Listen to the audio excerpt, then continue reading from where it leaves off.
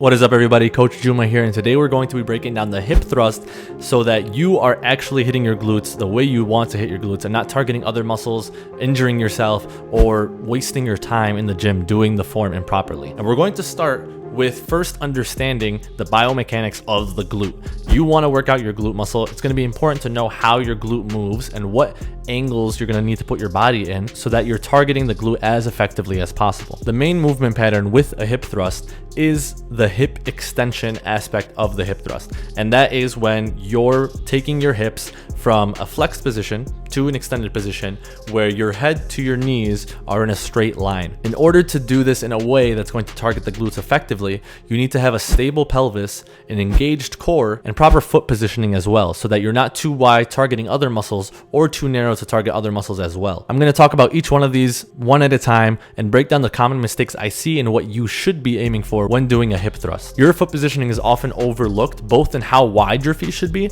and how far forward and backwards your feet are going to be. So starting with width, at some point in time, it became very popular to have really wide sumo feet stance where your thighs are super wide, your toes are pointing outward, and your lower body is completely abducted.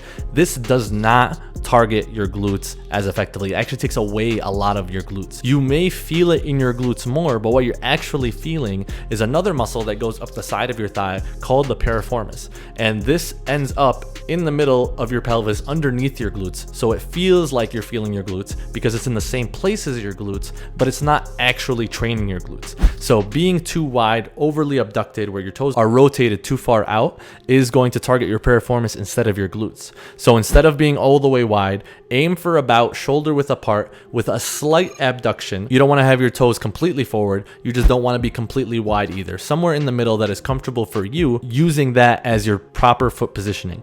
Now, you also don't want to be too far forward or too far backwards. When you're too far backwards, you're going to start creating excess flexion and extension with your knee and ankles, which is going to activate your quads more than your glutes. And when you're too far forward, you're not going to get enough knee flexion, and that's going to start giving your hamstrings some room to work with instead of your glutes as well. So you want to be just in the middle where your shin stays vertical the entire time.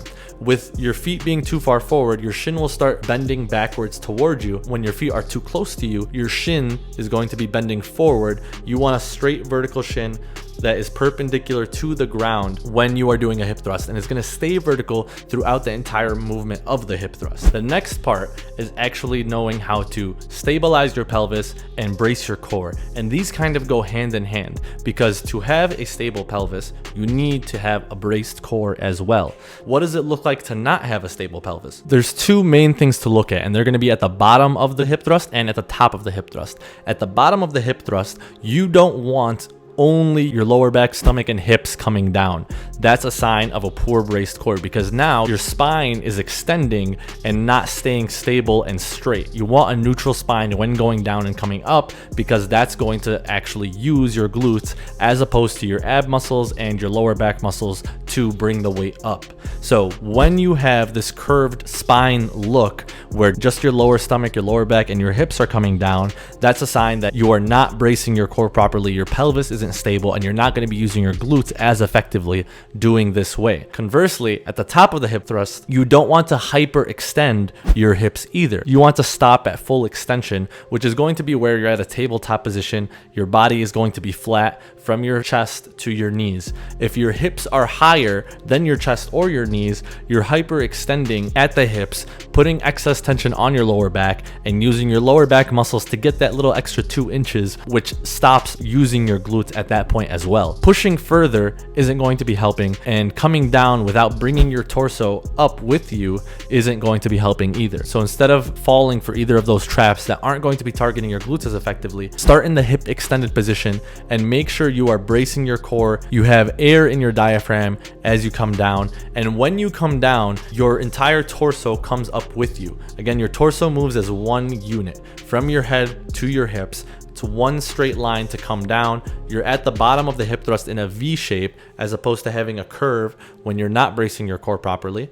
And then driving through your feet, extending upwards and squeezing your glutes at the top, stopping when your hips are at their full extension point, not going past that to hyperextension, which is going to incorporate your lower back and stop using your glutes, or rather limit glute activation at that point. So now going into the stupid simple summary here, the best way to do a hip thrust and the way that's actually going to target your glutes most effectively, you want to have your feet far enough away to where you can keep a vertical shin throughout the entire movement. You want your feet wide enough to be comfortable, a little wider than shoulder width or at a comfortable width, and having your feet slightly rotated outward, again, to be comfortable, not be excessive. When you start your hip thrust, start at the top of the position and focus on bracing your core, bringing your rib cage in, bracing your midsection, and moving as one single unit to the bottom where your torso comes with you as a stable unit. This is going to ensure that your core is braced and your pelvis is in a stable position to actually use the glutes at the way you want them to. And then when you come back up, stopping at the full hip extension position, not going past that to hyperextension. You want it to be a straight line from your shoulders to your knees when you're at the top of the hip thrust. So I hope you found this helpful. If you know a friend that can also find this helpful, make sure to share this with them. And as always, guys, stay stupid.